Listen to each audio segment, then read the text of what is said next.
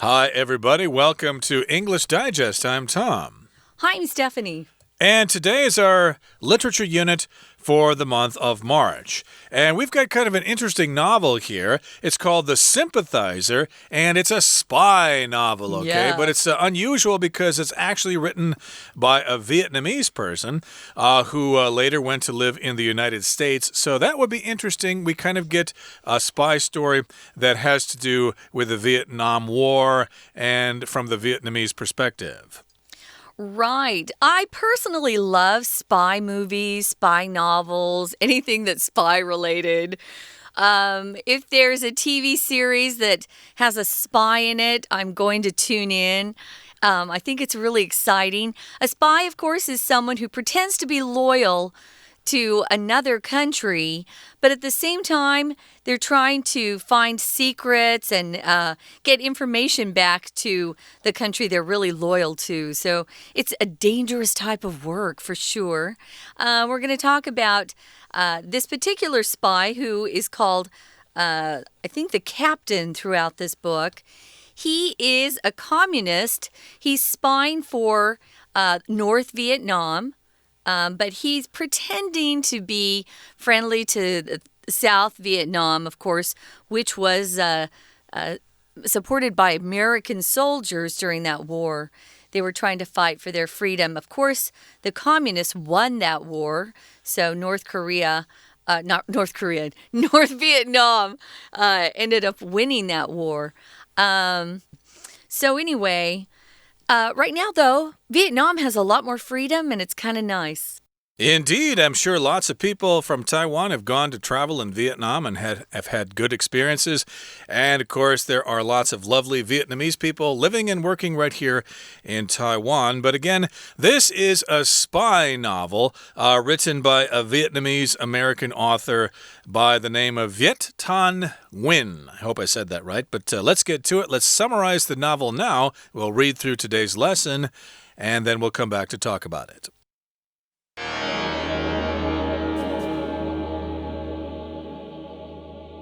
My dear Commandant, it has been said that we all wear masks, but that we all desire to unveil ourselves and show the world who we really are. This is particularly true of myself, given that I am not only the illegitimate child of a French priest and a Vietnamese villager, but also a spy for the communist government of North Vietnam. You know me as a captain and a criminal, but with this, my latest confession, I hope to remove my mask and show you my true self. I do hope that what you are about to discover will stir some sympathy in you and not, as I fear, absolute horror. My undercover operation began many years ago, prior to the fall of Saigon. That was before the war tested my relationship with Bon and Man, my oldest friends. Like me, Man is a communist, and it was he who connected me to the communist forces, persuading me to pass them information from a position I had secured working for the general, a high-ranking South Vietnamese officer. Throughout the war, my acts of espionage were a valuable asset to the northern forces. As the general's trusted aide, I was able to gain access to his personal office and snap photos of classified documents. When defeat for the South was inevitable, I fled to the U.S. with the General Bon and several other Southern officers. Man requested that I do so, assuring me of the value my continued proximity to the general would have for the communist cause. I was not to know, however, that our departure from my homeland was where my mission would begin to slowly and disastrously unravel.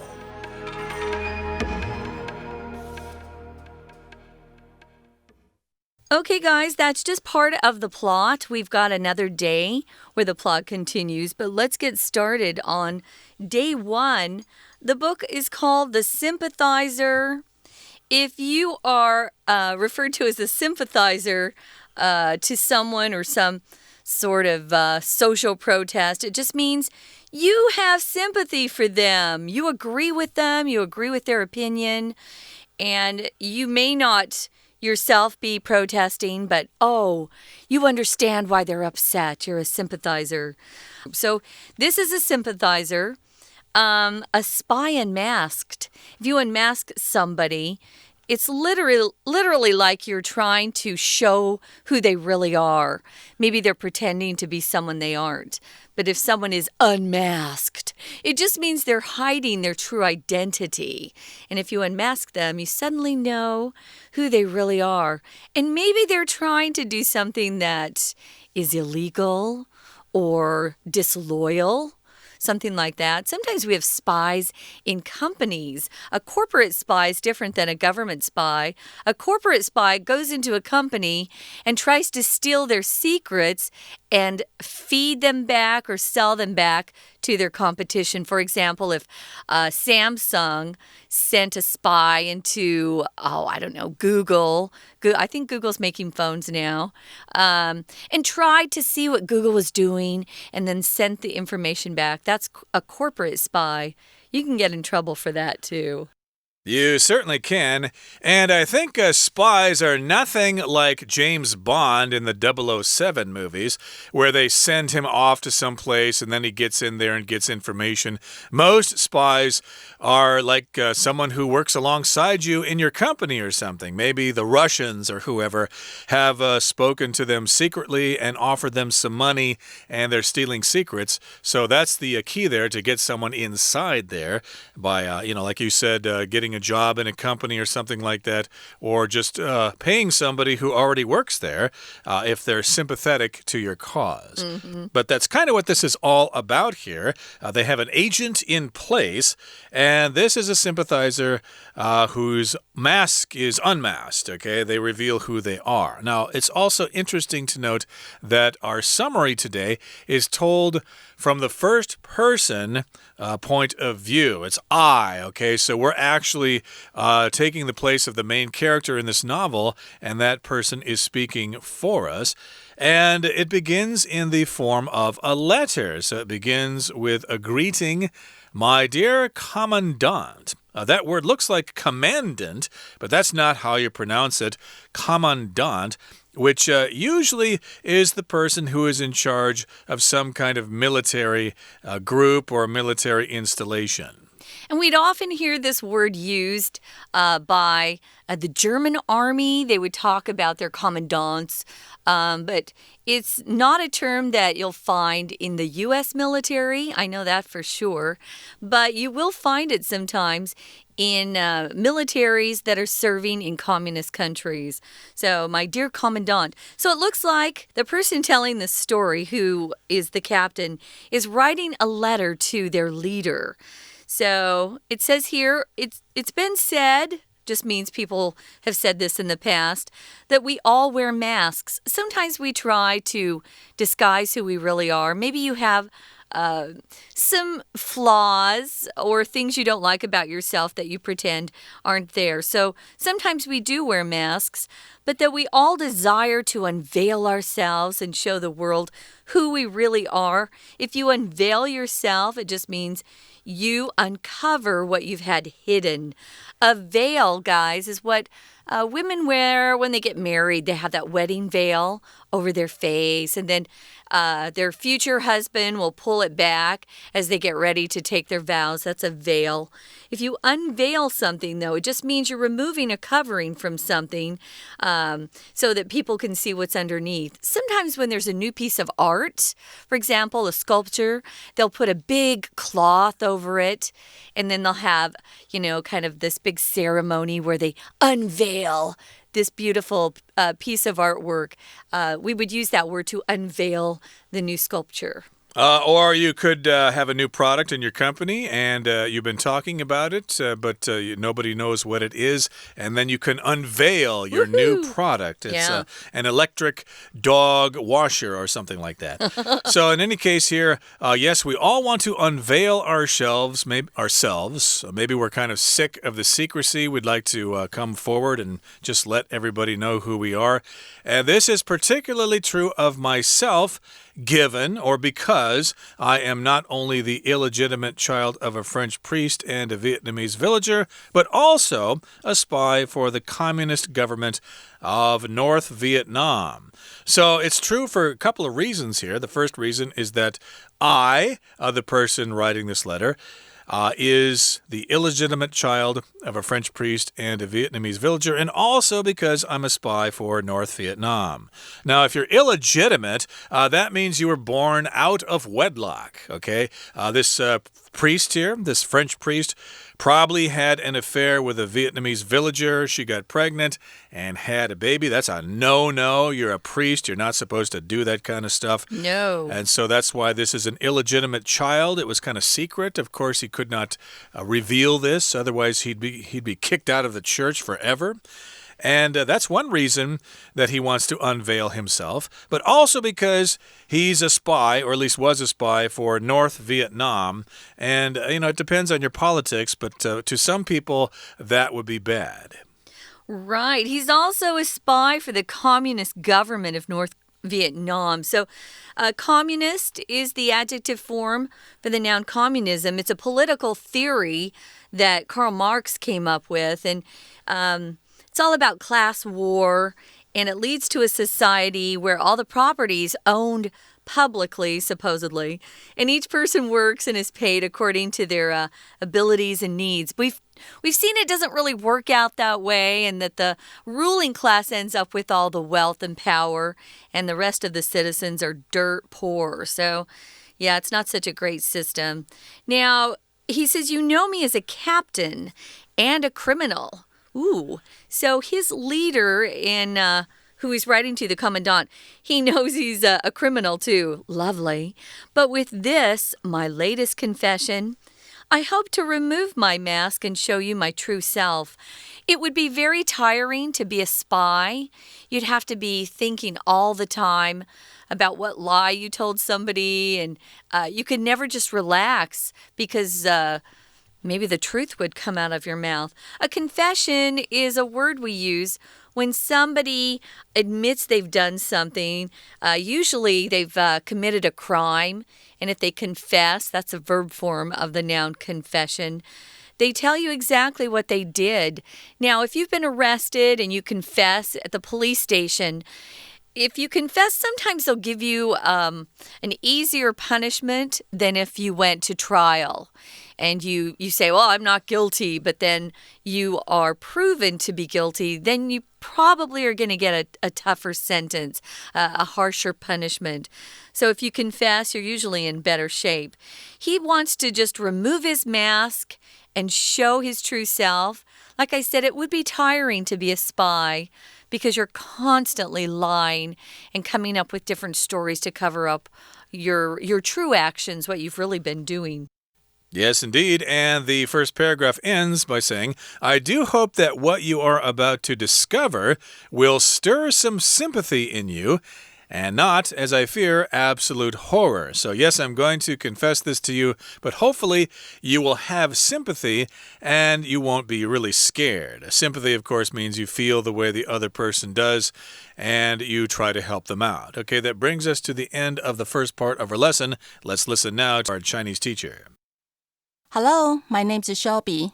The Sympathizer 同情者这本书主角是越战中的间谍，全书是一封告解信。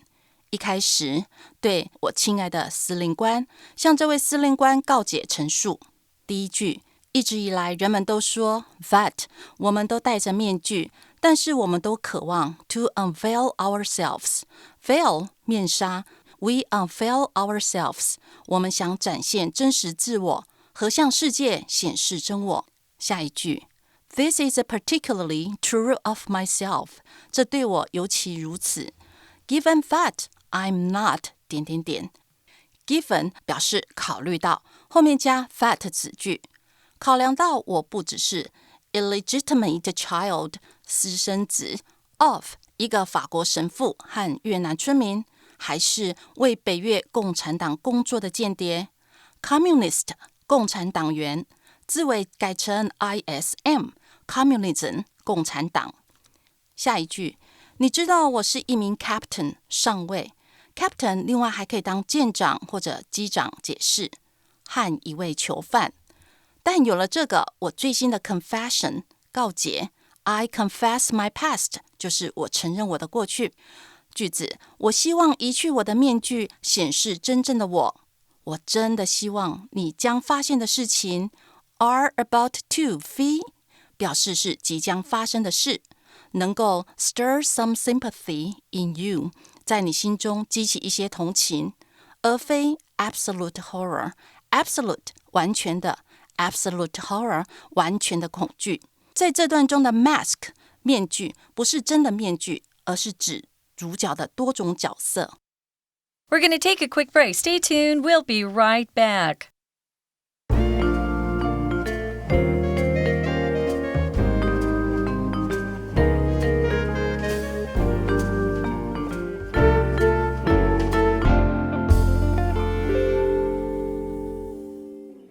Welcome back, guys. We're talking about The Sympathizer.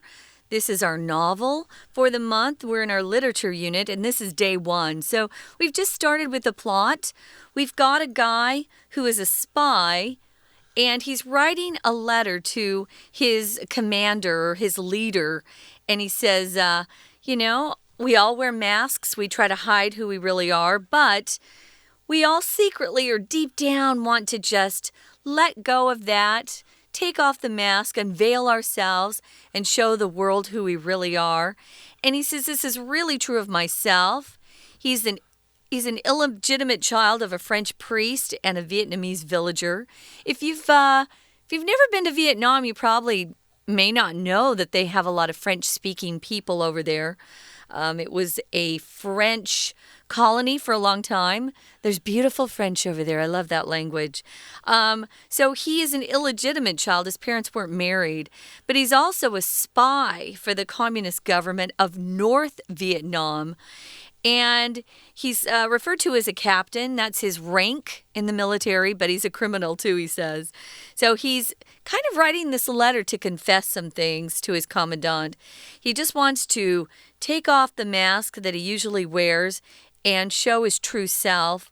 And he says, I hope that what you're about to discover will stir some sympathy, that you'll feel for me, maybe feel sorry for me, and understand why I live the life I do.Okay, so here in the next paragraph, it says, My undercover operation began many years prior to the fall of Saigon. So if you're undercover, that means you're basically a secret agent. You might go undercover if you're a policeman, for example. Yeah. Maybe you might go into a company or join some kind of criminal gang or something and try to get information as an undercover policeman or something like that. Be careful, you might get tortured or killed that way. But this particular spy's operation began many years before Saigon fell to the communists. Okay, so yes, prior to just means before. And of course, Saigon fell in 1975, I believe. And so he became a spy many years before that. And that was before the war tested my relationship with Bon and Mon, my oldest friends. Okay, so he did have some kind of relationship with some friends there, and the two friends were called Bon and Mon. I hope I said those names correctly. Well, B-O-N is French, just for good, so bon. I have no idea why his friend is called Mon, though. That's not really a French word there for me. But yeah, they're his old friends. Probably knew them as a kid. So, like me, he says, Mon is a communist, and it was he who connected me to the communist forces. So it was Mon who talked his friend, the captain, into becoming a spy. And he's persuaded him to pass information back to North Vietnam from a position I had secured working for the general, a high-ranking South Vietnamese officer. So the North Vietnamese and the South Vietnamese do not like each other. They're on opposite sides. So he's working for a really high-ranking general. He would have access to a lot of pretty top-secret information. Right, and he could get that information because he had secured a job working for the general. So here the word secure just means you get something and that job is secure. So you managed to get a job. I secured a job, especially if it's something that's difficult to get. So he secured a job working for the general. And again, this general was a high-ranking South Vietnamese officer. Now, throughout the war, my acts of espionage were a valuable asset to the northern forces. So espionage here just refers to the act of spying. We often see that word. This is a novel of espionage. For example, it's a spy novel, basically. And, of course, an asset refers to something that is valuable, something that you have that can benefit you. So, yes, indeed, his acts of espionage, his spy work, all of that was a valuable asset to the North Vietnamese. I'm going to go back to secure because it's kind of a tough word sometimes. Now, you can secure something if a typhoon is coming. You might want to secure things in your yard or secure your windows. Make sure everything's firmly attached so it can't move. But we'll also use secure to talk about a loan. Maybe you go to the bank and you could say, I just secured a loan for my new house, your mortgage. You can use it that way too. Now, getting back to the story, he's the general's trusted aide. He's assistant. That's what an aide is, an assistant to someone. And he gained access. He was able to get into the general's personal office and take pictures of classified documents. If something's classified, it means it's secret. And only particular people have permission to look at these things. So, yeah, he has access to classified things that he's going to take pictures of and send back to North Vietnam. When defeat for the South was inevitable, and we know that the North beat the South, I fled to the U.S. with the general. When something's inevitable, it means no matter what you do, something's going to happen. It doesn't have to be bad, but it's just unavoidable. That's another way you could say this. It's certain to happen. It's unavoidable. It was inevitable that I would fall in love with Taiwan because the people and the food are so great. That's true, and in this particular case, he went to the U.S. with the general, also with Bone and other Southern officers. Now, Man, his other friend, requested that I do so, assuring me of the value my continued proximity to the general would have for the communist cause. So, yes, the South lost the war, but still, they thought that he could still get some valuable information by hanging around that general. He would have continued proximity to the general. Proximity just means closeness, how close you are to something. I could say my life is very convenient due to my proximity to a night market. I can go there all the time and get great things to eat. And that would be good. They could still get some more information for the communists and send it back across the Pacific Ocean. And it goes on to say, I was not to know, however, that our departure from my homeland was where my mission would begin to slowly and disastrously unravel. Right. This is more of a literary way or technique to write I was not to know. If you're speaking, we would just say, yeah, I didn't know, however, at that time. I didn't know then that our departure from my homeland was going to be where life kind of went crazy. Disastrously is an adverb. So if something's disastrous, it just means it's going to cause great damage. It's going to be a mess, highly unsuccessful, disastrously unravel. Unravel means when things kind of fall apart. If you look at a sweater, there are lots of, strings or yarn that are woven together. If it unravels, it starts to become undone. So it's no longer, in this beautiful pattern. So his life, his mission would go bad, and everything started to unravel in a bad, bad way. Okay, and the plot will thicken in our next program, but right now we need to hear from our Chinese teacher. 第二段第一句 My undercover operation 我卧底的工作 Undercover 暗中进行的 Operation 运作或操作多年前便开始 Prior to the fall of Saigon Prior to something 在什么事情之前，例如在地震发生之前 prior to the earthquake。 Saigon 西贡就是现在的胡志明市 fall 沦落，在西贡沦落之前。第二句，那也是在战争测试我和老友阿邦以及阿敏的关系之前。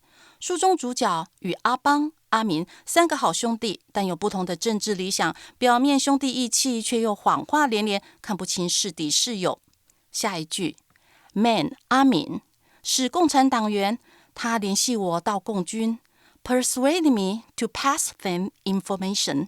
Persuade 劝告人做某事情，就可以说 Persuade somebody to V 或者 Persuade somebody into VING。 这句劝我偷偷的传递消息，从我的职位为一位南越的高阶将军工作。第三段继续叙述他的间谍工作。第一句，在战争期间，我间谍行为是一个珍贵的资产。 Espionage 间谍活动相当于 spying。 Industrial espionage 就是工业间谍。接着，身为将军的可信赖副官 aide 助手，发音呢相同于 aid AID 帮助这个字。我就能够接近他的个人办公室。 Gain access to 加名词，表示可接近某人或某事。 Access 是接近的意思，可以当作名词，也可以当作动词。好，当南方被击败是不可避免的，我飞到美国和阿邦以及其他人。若可以避免掉，则用 avoidable AVOIDABLE。 第四句， Man 阿明 requested 要求 that I do so。 请注意哦， request suggest 这些有建议或要求等含义的动词，后面如果接的一个 that 子句，动词要用假设语气，表示应该做某件事，所以动词的地方用 should 加原形。若用 should 加原形， should 可以省略。这句 that I do so 相当于 that I should do so。 Assuring me of the value， 我持续的接近将军，对于共产党是有价值的。Proximity 接近亲近，后面再加 to something。 最后，我不知道的是 however that 我离开祖国是 where 我任务开始缓慢且 disastrously unravel。 where 在语义上相当于 the place in which 那个地方， disastrously 悲惨地， unravel 揭穿，逃到美国渐渐揭开事情的面貌。以上是今天的讲解，谢谢收听。That's it for today, but please join us again next time when we continue to summarize our featured novel, The Sympathizer. It's a story about a spy unmasked. Please join us then. From all of us here at English Digest, I'm Tom. I'm Stephanie. Goodbye. Bye.